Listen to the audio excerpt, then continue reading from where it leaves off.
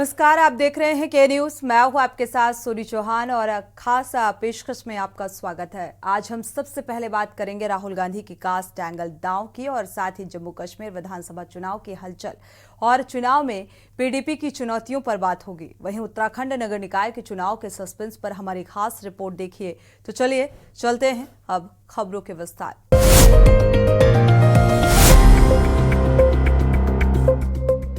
Special report में सबसे पहले बात राहुल का कास्ट एंगल की। दरअसल कास्ट एंगल दाव असरदार साबित होता जा रहा है और इससे विपक्ष की नई राह निकलते हुए दिखाई दे रही है। लिहाजा कास्ट जो पॉलिटिक्स को हल्के में लेना बीजेपी की नासमझी होगी। बीजेपी को राहुल का नया दांव महंगा पड़ सकता है और धुन के पक्के राहुल के तेज कदमों की आहट जाति के सियासी गलियारों की तरफ जाती दिखाई दे रही है। देखिए ये रिपोर्ट। राहुल की कास्ट एंगल का दाव कितना असरदार, क्या निकली विपक्ष की नई राह। अब कास्ट पॉलिटिक्स को हल्के में नहीं लिया जा सकता। बीजेपी को महंगा पड़ सकता है राहुल का नया दाव। पूरे देश में आरक्षण और जाति जनगणना का मुद्दा छाया हुआ है। खासकर राहुल गांधी इसको लेकर लगातार बीजेपी पर हमलावर हैं।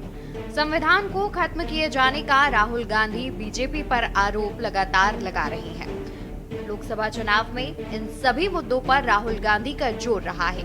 ओबीसी आरक्षण को लेकर राहुल गांधी केंद्र और राज्य सरकार को घेर रहे हैं। प्रयागराज में संविधान सम्मान सम्मेलन में राहुल गांधी शामिल हुए। उन्होंने ओबीसी आरक्षण का मुद्दा जमकर उठाया। कहा कि आधी आबादी आपकी है, लेकिन आपको आपका हक नहीं मिल रहा है। राहुल गांधी ने अपने भाषण के दौरान जो बातें कही, उस पर कहीं न कहीं ओबीसी, दलित और आदिवासी लोगों को सोचना चाहिए, क्योंकि राहुल गांधी की नजर में इनको हायर एजुकेशन देने की जरूरत नहीं है। ये हम नहीं कह रहे, खुद राहुल गांधी अपने भाषण के दौरान ये बात कह रहे हैं। धुन के पक्के राहुल के तेज कदमों की आहट। वहीं ऐसा लगता है कि जैसे राहुल गांधी ने जातीय जनगणना के मामले में आगे बढ़ने का रास्ता पा लिया हो और कांग्रेस के वोटर से सीधे संवाद करने लगे हों। बीजेपी के तीखे हमलों से बिल्कुल बेअसर और बेपरवाह राहुल गांधी धुन के पक्के तेज कदमों से अपने रास्ते पर बढ़ते चले जा रहे हैं। देश की राजनीति में धर्म चलेगा या जाति का दबदबा, समय समय पर ये सवाल भी उठता रहा है और घुमा फिराकर जवाब भी मिलता रहा है। राजनीति में वैसे भी कम ही ऐसे मौके होते हैं जब किसी सवाल का सीधा जवाब मिलता है। मंडल बनाम कमंडल की लड़ाई में भी इस सवाल का जवाब ढूंढने की कोशिश हो चुकी है। बारी बारी दोनों के पक्ष में जवाब मिल चुके हैं और एक जवाब तो यही है कि ना मंडल ना कमंडल। ये वक्त ही तय करता है कि हाथी नाव पर होगा या नाव हाथी को नदी पार कराएगी। सर, ओबीसी की बात, जनगणना की बात बहुत की जाती है। माननीय सभापति जी, जिसकी जात का पता नहीं वो गणना की बात करता है। जितना मेरा आप लोग इंसल्ट करना चाहते हैं आप खुशी से करिए, आप रोज करिए, मगर एक बात मत भूलिए, जाति जनगणना को हम यहाँ पास करके दिखाएंगे। जाति की तरफ जाति राजनीति। बीते एक दशक से भारतीय राजनीति में धर्म का ही बोलबाला महसूस किया गया है, लेकिन अब वही राजनीति जाति की तरफ जाती हुई प्रतीत हो रही है। बीजेपी के लिए ये बहुत ज्यादा परेशान करने वाली बात है। तभी तो संघ ने अनुसूचित जाति और जनजाति से जुड़ाव बनाए रखने के लिए धार्मिक सम्मेलन का प्लान किया है। दरअसल बीजेपी सहयोगी दलों के साथ केंद्र सत्ता से बाहर होने के बाद फिर से काबिज हो गई, लेकिन अयोध्या में राम मंदिर बनते ही हालत ये हो गई कि जिसकी उस खेमे में कभी किसी ने कल्पना भी नहीं की होगी। लोकसभा चुनाव में बीजेपी अयोध्या हार गई। संविधान सम्मान सम्मेलन में बोलते हुए राहुल गांधी ने कहा था कि जब केंद्र में यूपीए सरकार थी तो स्किल डेवलपमेंट मिशन शुरू किया गया। टाटा में काम करने वाले एक व्यक्ति को चीफ बनाया गया। उन्होंने मुझसे मिलने का समय मांगा और हमने उनको समय दिया। वो आए, उनसे हमारी मुलाकात हुई तो उन्होंने कहा कि हम ITI में बच्चों को ट्रेनिंग देंगे जिससे उनकी स्किल डेवलप होगी। इस पर हमने कहा कि हिंदुस्तान में स्किल की कोई कमी नहीं। उनसे मैंने कहा कि आप सर्टिफिकेशन सेंटर खोल दीजिए, नाई, मोची और बढ़ई को बोल दीजिए आप गुरु हो और नाई, मोची, बढ़ई तैयार करो, उसके बाद आप सर्टिफाइड करो। हमारे इस सवाल पर वो चुप हो गए।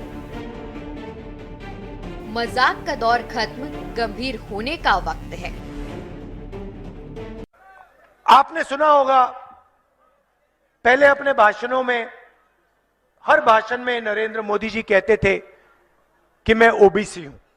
सुना आपने? सुना ना? जहां भी जाते थे कहते थे मैं ओबीसी हूं, ओबीसी हूं, ओबीसी हूं। अब जब से मैंने जाति जनगणना की बात शुरू की है, तब से नरेंद्र मोदी जी कह रहे हैं हिंदुस्तान में कोई जात नहीं है, सिर्फ गरीब है।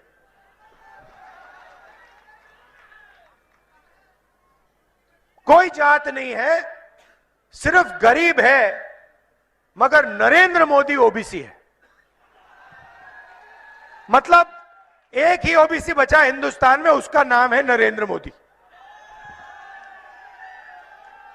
क्यों? क्योंकि मैंने जाति जनगणना का सवाल उठाना शुरू कर दिया। बीजेपी को अयोध्या हराने वाले INDIA ब्लॉक की असली ताकत राहुल गांधी को तभी महसूस हुई जब 4 जून 2024 को लोकसभा चुनाव के नतीजे आए और फिर वो सारी भूल चूक लेनी देनी को दरकिनार कर मिशन को पूरा करने निकल पड़े हैं। बीते एक दशक में बीजेपी ने राहुल गांधी का जीना हराम कर रखा है, ये तो पूरा गांधी परिवार मानता है। 2014 में कांग्रेस के हाथ से सत्ता फिसल जाने के बाद राहुल गांधी को वे सारे दिन और रातें भी देखनी पड़ी जिनके बारे में कभी सपने में भी नहीं सोचा होगा। मां सोनिया गांधी के साथ कोर्ट में जाकर जमानत कराने से लेकर प्रवर्तन निदेशालय के दफ्तर जाकर अफसरों के सामने पूछताछ के लिए पेश होने तक। कुछ देर के लिए तो गिरफ्तारी तक का खतरा भी मंडराने लगा था। राहुल गांधी लगे रहे, अपने हिसाब से अपनी लड़ाई लड़ते रहे। एक एक करके सारे ही हथियार नाकाम होते जा रहे थे, लेकिन बंदा चलता रहा। लंबी भारत जोड़ो यात्रा के बाद एक और न्याय यात्रा भी पूरी की, तब भी जबकि ज्यादातर गठबंधन साथी नाराज हो गए। नीतीश कुमार ने तो साथ ही छोड़ दिया। वहीं ब्यूटी कॉन्टेस्ट में राहुल गांधी के जातीय एंगल खोजने को लेकर बीजेपी नेता मजाक उड़ा रहे हैं। पप्पू वाली बातें बालक बुद्धि पर आ चुकी हैं, लेकिन राहुल गांधी को अब ऐसी बातों से कोई फर्क नहीं पड़ रहा है। मिस इंडिया में जाति का सवाल पूछने वाले राहुल गांधी के बयान पर बीजेपी खेमे की तरफ से पूछा जाता है कि राहुल मिस इंडिया में भी आरक्षण चाहते हैं। बाल बुद्धि मनोरंजन के लिए अच्छी हो सकती है, लेकिन राहुल अपनी विभाजनकारी बातों से पिछड़े समुदायों का मजाक ना उड़ाएं। मिस इंडिया, ओलंपिक के लिए एथलीट या एक्टर सरकार नहीं चुनती है। बिल्कुल सही बात है। बीजेपी ब्रिगेड का भले ही ये राजनीतिक बयान हो, लेकिन वो सीधे सपाट शब्दों में अपनी बात कह रहे हैं। लेकिन क्या वो राहुल गांधी की गंभीरता को समझ पा रहे हैं? राहुल गांधी जातीय राजनीति के असर को जो दूर तक देख चुके हैं। बता दें कि कांग्रेस नेता राहुल गांधी ने हाल ही में प्रधानमंत्री नरेंद्र मोदी से कहा कि वो देश की जातिगत जनगणना कराने की मांग को तुरंत पूरा करें, नहीं तो आप देखेंगे कि अगला प्रधानमंत्री ऐसा करेगा। उन्होंने कहा कि कोई भी ताकत देशव्यापी जातिगत गणना को नहीं रोक सकती। प्रयागराज में संविधान का सम्मान और उसकी रक्षा कार्यक्रम में हिस्सा लेते वक्त राहुल गांधी सवाल उठाते हैं, मैंने मिस इंडिया की लिस्ट चेक की, इसमें कोई दलित, आदिवासी या ओबीसी महिला नहीं थी। प्रधानमंत्री कहते हैं कि देश सुपर पावर बन गया। कैसे सुपर पावर बन जाएगा जब 90% लोग सिस्टम से बाहर बैठे हैं? कॉर्पोरेट इंडिया को देखूं और लिस्ट निकालूं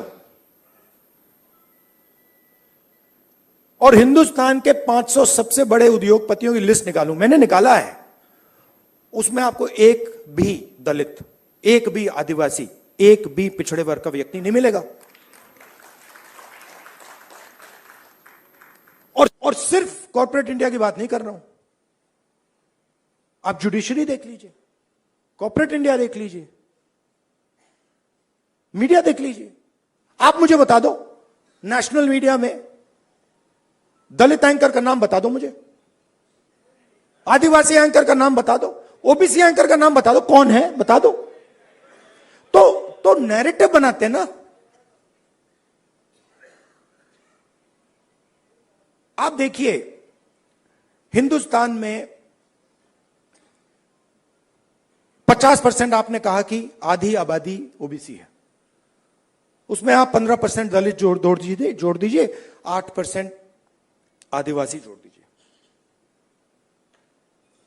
माइनॉरिटीज की बात मैंने अभी की भी नहीं, 73 आता है। 73% दलित, आदिवासी, ओबीसी। कॉर्पोरेट इंडिया में 0, मीडिया में 0। आप हो ही नहीं।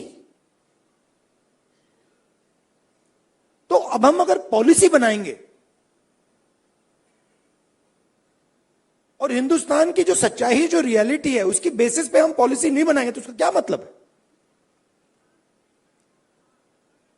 तो मैं आपसे यह कहना चाहता था कि जाति जनगणना हमारे लिए सिर्फ गिनती नहीं है, जाति जनगणना हमारे लिए पॉलिसी फ्रेमवर्क है।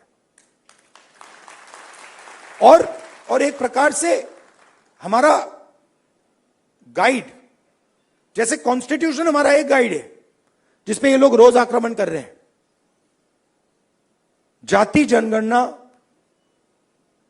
सोशो इकोनॉमिक सर्वे, इंस्टीट्यूशनल सर्वे, ये हमारा दूसरा गाइड होगा।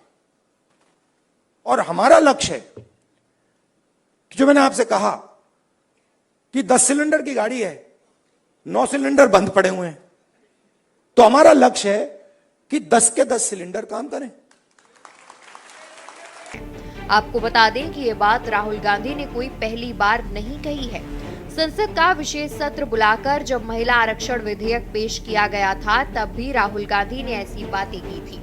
राहुल गांधी ने तब केंद्र सरकार में तैनात ओबीसी सचिवों की संख्या का मुद्दा उठाया था और वैसे ही बजट सत्र में हलवा बनाए जाने को लेकर भी सवाल खड़ा किया था। राहुल गांधी की मंशा तो बीजेपी के रणनीतिकारों और सलाहकारों को तभी समझ लेनी चाहिए थी जब राहुल गांधी महिला आरक्षण के मामले में अपने ही पुराने स्टैंड से यू टर्न ले लिया था। जिस मुद्दे पर मुलायम सिंह यादव और लालू यादव की पार्टियों के विरोध के चलते कांग्रेस चाहकर भी महिला बिल नहीं पास करा सकी, उसी मुद्दे पर खुद राजी ही नहीं हुई, बल्कि ओबीसी महिलाओं के लिए अलग से आरक्षण की मांग नए सिरे से शुरू हो गई। अगर अब भी बीजेपी नेताओं को राहुल गांधी कास्ट पॉलिटिक्स के दूरगामी नतीजे नहीं समझ में आ रहे, तो ये बीजेपी के लिए चिंता की बात होनी चाहिए। स्पेशल डेस्क के न्यूज इंडिया। स्पेशल रिपोर्ट में वक्त एक छोटे से ब्रेक का, लौटेंगे जल्द।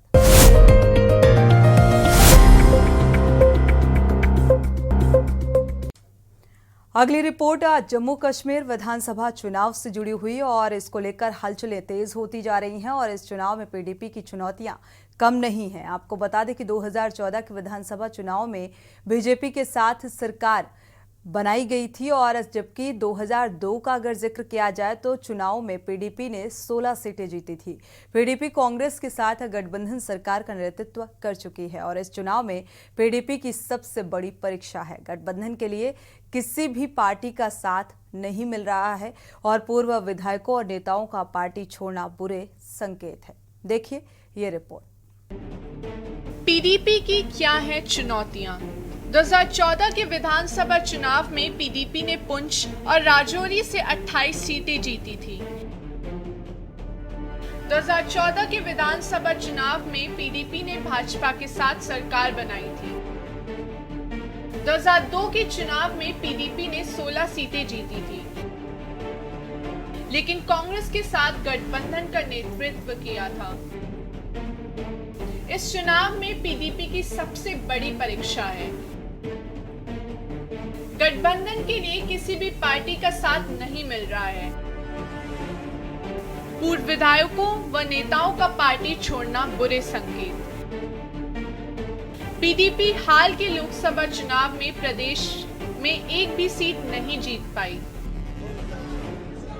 नेशनल कॉन्फ्रेंस और कांग्रेस के बीच गठबंधन के साथ ही पीपल्स डेमोक्रेटिक पार्टी यानी पीडीपी के लिए चुनौतियां बढ़ गई हैं। जैसा कि मालूम है कि नेशनल कॉन्फ्रेंस कांग्रेस ने जम्मू कश्मीर में 90 विधानसभा क्षेत्रों में एक साथ चुनाव लड़ने का फैसला किया है। पीडीपी घाटी में अकेले चुनाव लड़ रही है। बता दें कि जम्मू कश्मीर में पीपल्स डेमोक्रेटिक पार्टी की सबसे बड़ी परीक्षा है। नेशनल कॉन्फ्रेंस और कांग्रेस के बीच गठबंधन होने से मुश्किलें और बढ़ गई हैं। अब तक पीडीपी ने विधानसभा चुनाव के लिए 31 निर्वाचन क्षेत्रों के प्रभारियों की घोषणा की है। इन घोषणाओं ने पार्टी में एक बड़ा विद्रोह पैदा कर दिया। कई प्रमुख नेताओं ने नाराज होकर पार्टी छोड़ चुके हैं। घाटी में 47 सीटों पर नेशनल कॉन्फ्रेंस कांग्रेस गठबंधन PDP, people's conference, Awami Ittehad party और कुछ निर्दलीय उम्मीदवारों के खिलाफ चुनाव लड़ेगा। नेशनल कॉन्फ्रेंस कांग्रेस के बीच सीट बंटवारे की व्यवस्था पर बातचीत के दौरान फारूक अब्दुल्ला व उमर पीडीपी से गठबंधन के सवालों को टाल दिया। इससे संकेत मिलते हैं कि पीडीपी को शामिल करना महज अटकलें थे। वहीं नेशनल कॉन्फ्रेंस के एक नेता ने कहा कि पीडीपी ने लोकसभा चुनाव में हमारे 2 उम्मीदवारों के खिलाफ चुनाव लड़ा था, जिन्हें इंडिया गठबंधन के उम्मीदवारों के रूप में मैदान में उतारा गया था। हम विधानसभा चुनाव में गठबंधन के लिए उसे कैसे बैठा सकते हैं?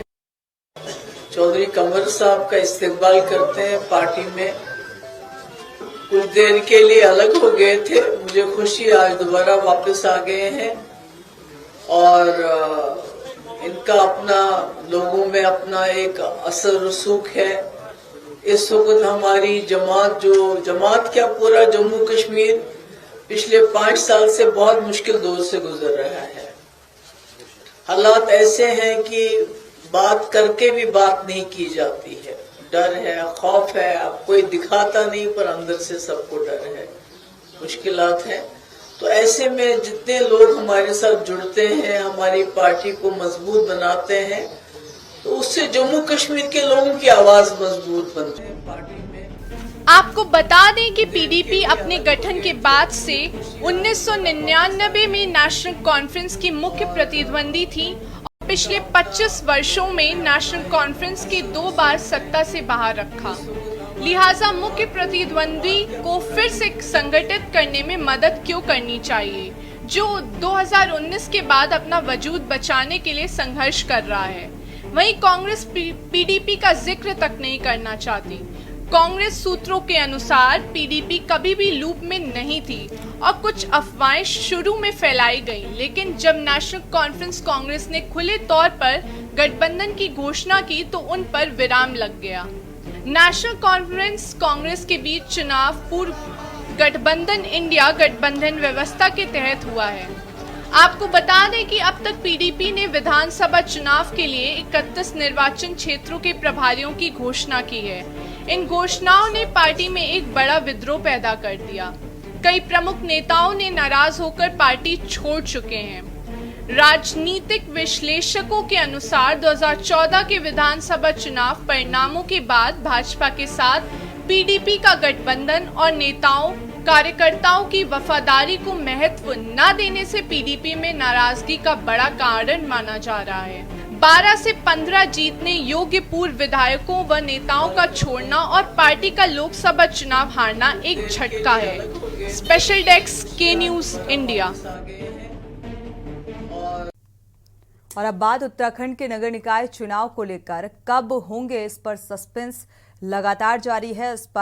इसी बीच उत्तराखंड में नगर निकाय चुनाव लटकने की फिर से संभावनाएं तेज हो गई हैं और विधानसभा में नगर निगम संशोधन विधेयक प्रवर समिति को भेजने के फैसले से जल्द चुनाव की संभावनाएं कमजोर पड़ती दिखाई दे रही हैं। प्रवर समिति की रिपोर्ट सदन के पटल पर रखने और विधेयक के मंजूर होने के बाद ही चुनाव का रास्ता खुलेगा। देखिए ये रिपोर्ट।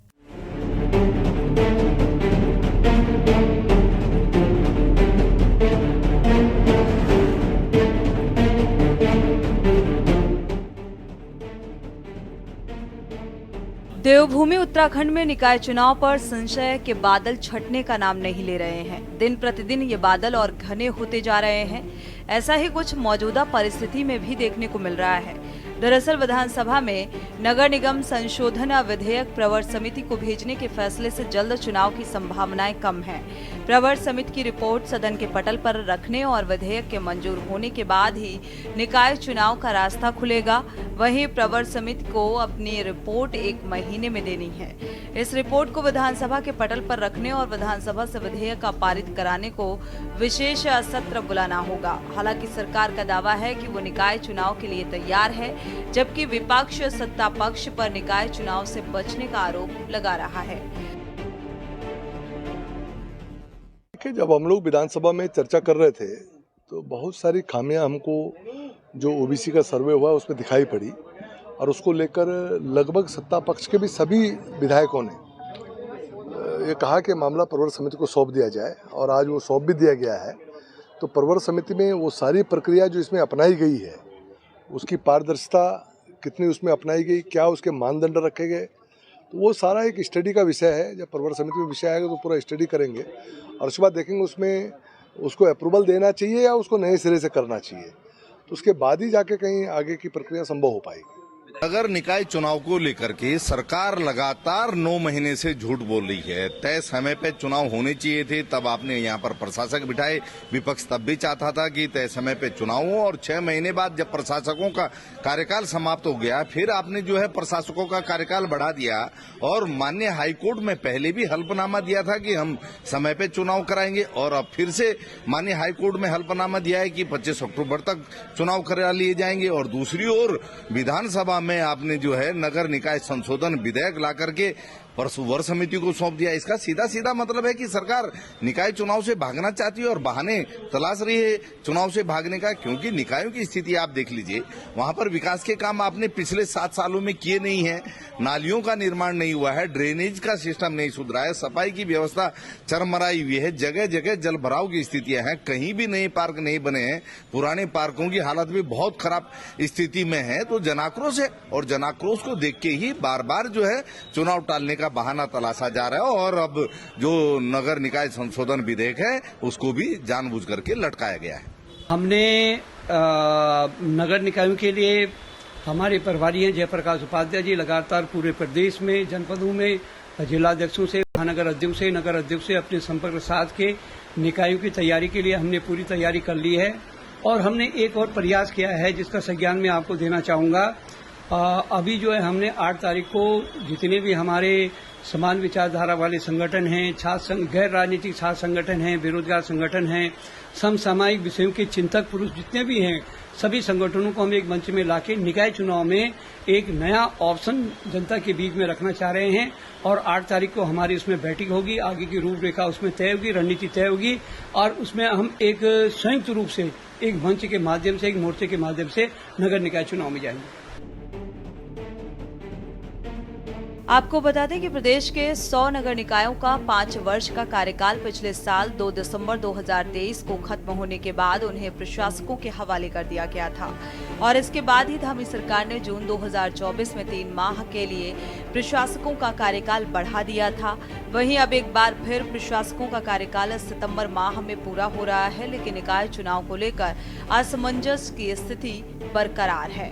हालांकि तमाम राजनीतिक दल निकाय चुनाव के लिए पूरी तरह से तैयारी का दावा कर रहे हैं। निकाय का चुनाव नवंबर 2023 में कार्यकाल पूरा हो गया था और तब से उसकी तैयारियां चल रही हैं और सरकार के द्वारा पूरी तैयारी वर्तमान समय में कर भी ली गई है। लेकिन अभी गैरसैंण के अंदर जो विधानसभा का सत्र हुआ है, अब उस सत्र में कुछ माननीय सदस्यों के द्वारा जो प्रश्न ओबीसी के आरक्षण के संबंध में उठाए गए हैं, उन प्रश्न उठाने के बाद विधानसभा के द्वारा आरक्षण, ओबीसी आरक्षण का जो विषय है वो प्रवर समिति को भेजे जाने का समाचार प्राप्त हुआ है। और मुझे भी, मैं व्यक्तिगत रूप से इस बात से सहमत हूं कि सुप्रीम कोर्ट के रूलिंग के अनुसार जो अभी तक की व्यवस्था है आरक्षण की, कि व्यक्ति को अपने प्रदेश के भीतर ही आरक्षण मिलता है। और जानकारी ये मिली है कि ओबीसी आयोग जो एकल सदस्य आयोग बना था, उन्होंने जो रैंडम सर्वे किया है और उसके आधार पर जो ओबीसी की जनसंख्या उत्तराखंड के अंदर मानी है, उसमें दूसरे प्रदेशों से आए हुए ओबीसी समुदाय की संख्या बहुत बड़ी मात्रा में है। पर बताता है कि भारतीय जनता पार्टी का संविधान और लोकतंत्र में कोई विश्वास नहीं रह गया। साफ तौर पर संविधान में अंकित है कि निकायों के कार्यकाल समाप्त होने से 6 महीने पहले से गतिविधियां शुरू हो जानी चाहिए। नए टर्म के लोगों के चुनाव की प्रक्रिया शुरू हो जानी चाहिए, चाहे वो आरक्षण है, चाहे वो परिसीमन है, ये सारी चीजें समय रहते कर ली जानी चाहिए। लेकिन इनको पूरा अंदेशा है कि ये इनका सुपड़ा साफ हो जाएगा, निकाय और पंचायत चुनाव होंगे, इसलिए लगातार ये पीछे धकेलने का काम कर रहे हैं निकाय और पंचायत चुनाव को। और केदारनाथ उपचुनाव की भी तारीख अभी तक घोषित न होना ये बात बताता है कि भारतीय जनता पार्टी अपनों की ही सताई हुई है और भयग्रस्त है। गत जब सरकार थी त्रिवेंद्र जी की, तो उस समय भी नगर निकायों को चुनाव के लिए बार बार न्यायालय को संज्ञान देना पड़ा, हाईकोर्ट को संज्ञान देना पड़ा। और अभी भी ये सरकार का निकम्मापन है कि उसमें परिसीमन से लेके, उसमें रिजर्वेशन से लेके बार बार नगर निकाय चुनाव को टाला जा रहा है। तो इससे स्पष्ट है कहीं ना कहीं, क्योंकि हरिद्वार का उपचुनाव जो हुआ था विधानसभा का और चमोली जनपद में जो उपचुनाव हुए थे उसकी हार को देखते हुए ये कहीं न कहीं निकायों में भी अपनी हार को समझ रहे हैं और कहीं टालम टाला ये की जा रही है। इसमें भले ब्यूरोक्रेट्स की भी एक लापरवाही है, लेकिन ब्यूरोक्रेट्स की तब लापरवाही होगी कि ऊपर का जब आका जो है उसको सही ढंग से डायरेक्शन दे और समय सीमा उस पर सुनिश्चित करे। लेकिन लग रहा है कि मुख्यमंत्री से लेके जो शहरी विकास मंत्री प्रेमचंद अग्रवाल जी हैं और बाकी जितना भी है पूरा सिस्टम हो रखा है इस समय, उनकी हीला हवाली के कारण आज नगर निकाय चुनाव जो है देर के ऊपर देरी से होती जा रही है। और अभी तक ये कई बहाने बनाते जा रहे हैं, कभी परिसीमन का बहाना है, कभी ओबीसी का बहाना है, कभी कोई बहाना, कुछ न कुछ बहाना लेके जा रहे हैं, जो भी दुर्भाग्यपूर्ण है। सरकार को अविलंब नगर निकाय चुनाव करानी चाहिए।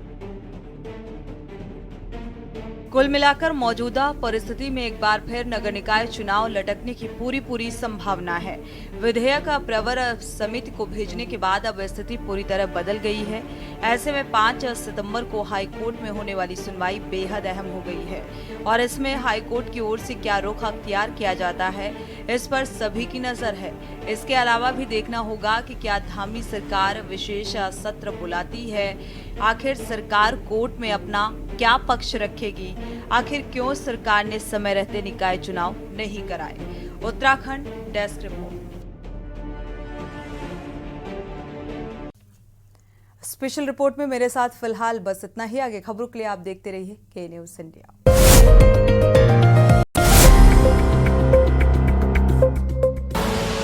आप देख रहे हैं के न्यूज़, खबरों का सारथी।